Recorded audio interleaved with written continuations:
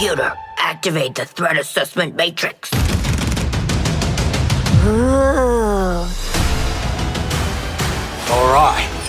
Toys, loaded guns. What are we waiting for? We can work with that. Hi, I'm Darius Sadigian, Studio Director at Rocksteady Studios.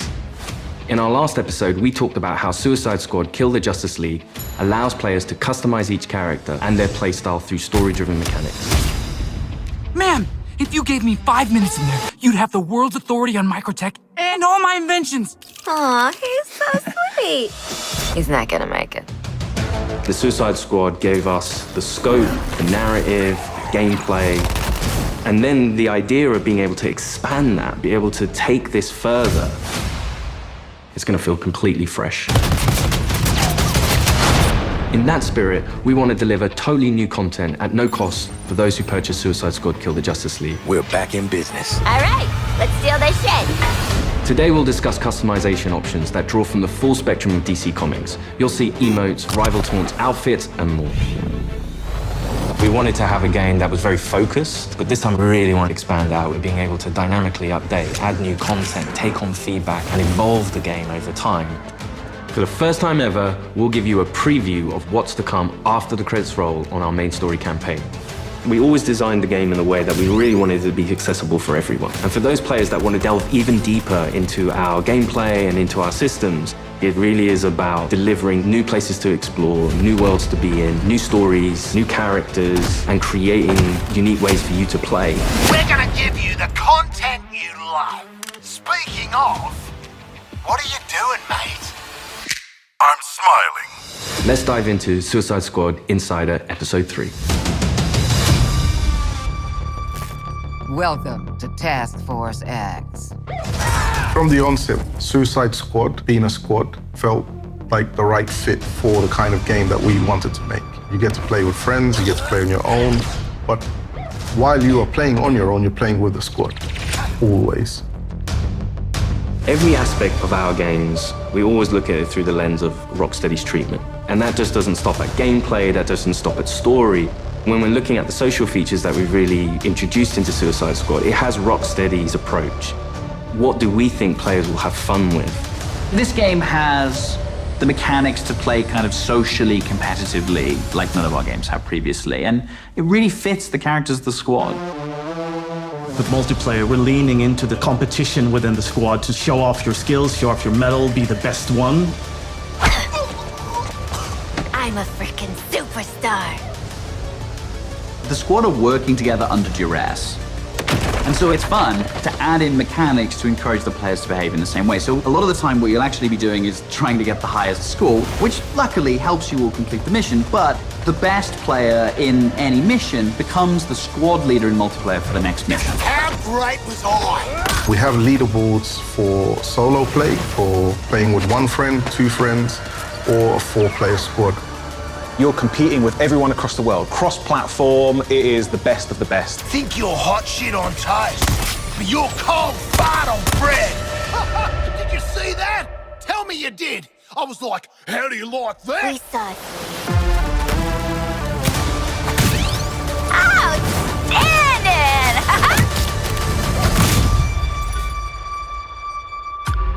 There's some really fun incentives for playing together as well as playing competitively. You can use the equipment that other players have equipped on their characters in your squad with the AI playing as the characters. And those players whose bots you use get rewards for you using those bots. And that's a really fun feature that I think the players will be incentivized because they'll get something out of doing too. Farewell. We also have the rival taunt system, where on the leaderboards, if you pass your friends or anyone on your friends list who's also playing the game and you beat their score, when next time they log in, they'll get this kind of funny quip just to show that, oh yeah, by the way, I beat you. Home run, baby. Woohoo! You boot up the game, you're logging in, and then all of a sudden on your screen you get Boomerang giving you the finger. I think fans are going to have a great time with our remote system. Allowing players to kind of communicate in different ways, really in playful ways. As Rocksteady, as creators, this was another opportunity for us to really engage with our characters, extend the narrative through the players' choices with a very cinematic eye. Through the game, we offer many customization options and outfits to the player. You start off in the prison, you get your prison garbs, and then you evolve to the Task Force X outfits. Yeah, right. I was thinking something more fashion forward. The outfit customization in our game is vast, to say the least. With this game, Rocksteady will deliver a full story-driven campaign to players, including more cinematics than any previous Arkham game. For players who survived the war against Brainiac's forces and want to keep the adventure going, Rocksteady is ready. We very much knew we had a story to tell initially, and then we wanted to carry on feeding into that, and then changing up the gameplay to have a game that was going to evolve through post-launch content. Suicide Squad Kill the Justice League is going to be one of the most generous, player-friendly, post-launch experiences available. Every season we will have 2 episodes. Each season there's going to be a different spin on how you play, and will be heavily themed by a DC villain. So there's many, many layers of influence from the DC world on how you play and what you do. The seasonal content gets automatically dropped into the game each episode. There's no playable content locked behind a battle pass, and the in-game shop is for cosmetics only. You'll always be able to go back and play the episodic content. If you want to come back 6 months from now, that'll always be there. This is a totally player-friendly approach to letting you play the content you want to play when you want. The DC universe is massive, and in most games, you can only see or explore a tiny, tiny piece of it. But what's really cool about the narrative of Kill the Justice League is there's almost no limit on where we can go. Celebrating before the game is over. In his pursuit of trying to recreate his perfect Kolu, Brainiac has been experimenting with some of our favorite DC characters' DNA, creating new worlds in alternate realities. It's these worlds that we call Elseworlds. Brainiac is a genius of 12th level intelligence, but he's also trying to rebuild this civilization that he misses and is lost, and there is nothing he won't do to get there. New Kolu will be reborn.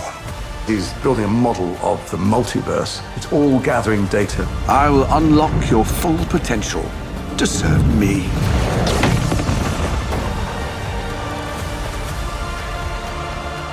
There's different versions of everybody in different universes, and their timelines have just diverged at some point.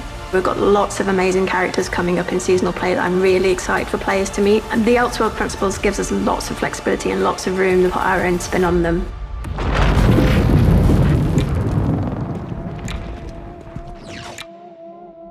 So we get to play with a bunch of cool shit from alternate universes, and then what? Retire? When Season 1 launches this March, you'll be able to unlock a new playable character for your squad, the Joker. At least buy me dinner first. The original Arkhamverse Joker has been dead for 5 years, but this is a new Elseworlds twist on the villain. He was part of the Suicide Squad in the Elseworld that he's from, which already shows that he's slightly more cooperative than the previous Joker we've had. But as you get used to him and actually play to him, you realize he's unhinged in a different way. Not only has he got to figure himself out, but he's figuring out his place in this new world and this new squad. He hadn't reached supervillain status before Brainiac invaded, so, he's still a bit less experienced. I think we've taken him back to the kind of more vaudeville roots of Joker. He's masking insecurities with traditional Joker behavior. But deep down, he's not sure who he is yet. Lock him up. Oh, making new friends after a move is always tough. As your mission expands deeper into the lore of the DC universe, this new version of the Joker will join your fight with his unique combat, traversal, and weaponry. His traversal is all based around a rocket-powered umbrella, which he can blast himself into the air, and then uses that to glide around, and then he can actually flip that down to grind along buildings, knocking enemies out of the way.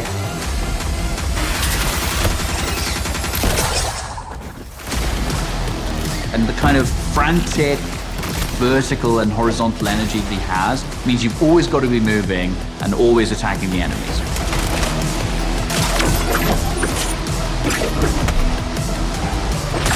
The Joker is only the first of the new squad recruits you could meet through the ongoing additions to our game. Over time, we can build up a library of characters that DC fans might not have expected to see in a video game, like a regular comic book release. I look forward to when the next issue's coming out. And in the same way, I hope people will look forward to the next episode from us. Whatever it is, I'm down. New environments, new characters, missions, challenges, gear, and more. All of this free content comes for players who own the game. We can't wait for you to see what the future holds. With Elseworlds, the possibilities are endless. How do you like that? Thanks for watching this series. We hope you'll join us for Suicide Squad Kill the Justice League, a third-person action shooter where some of the wildest villains of DC Comics join forces to save the world from its greatest heroes. No, that's mental. We're not doing that. God help us. Yeah. I think players are going to be surprised about the depth to which they can craft a character. It comes back to player choice and player freedom. Everything from melee strikes into gunplay, which you could then go into a traversal attack. All of the combat moves flow seamlessly into another. The squad can be garish, they can be loud, and playing together with your friends in a multiplayer space is a really unique experience that you can't get anywhere else.